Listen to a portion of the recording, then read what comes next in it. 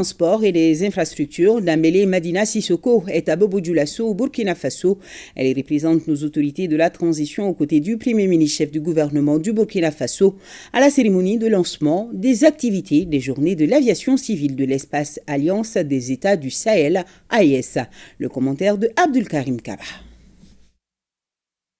Réunis à Bobo Dioulasso, acteurs et professionnels du secteur du transport aérien des pays de l'AES vont échanger sur le processus de développement cohérent et harmonieux du transport aérien au sein de l'espace AES. La présente édition des journées de l'aviation civile de l'AES vise à améliorer les conditions d'une meilleure desserte des pays de l'AES, fédérer les partenaires dans la réalisation d'investissements dans les secteurs du transport aérien. Ce rendez-vous est l'un des plus grands post-Covid des acteurs de l'aéronautique.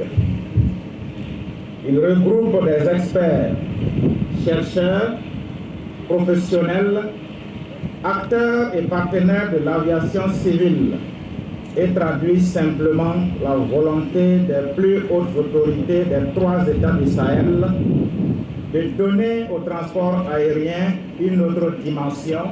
Au regard des enjeux politiques, économiques et sociaux, aussi que des contraintes géopolitiques, les autorités des pays de l'AES décident de jeter les bases de la fondation d'une compagnie supranationale de transport aérien. Cette compagnie permettra de combler les attentes spécifiques des peuples de l'AES et prendre en compte la continentalité des pays de l'Alliance. La concrétisation d'un tel projet ambitieux facilitera l'accessibilité de l'avion aux ressortissants des États membres par la réduction des tarifs des titres de transport sous le prisme du secteur public. Les activités des journées de l'aviation civile de l'AES se poursuivent et la création d'une nouvelle compagnie aérienne de l'Alliance fait l'objet de débats entre les experts du secteur du transport aérien des États du Sahel.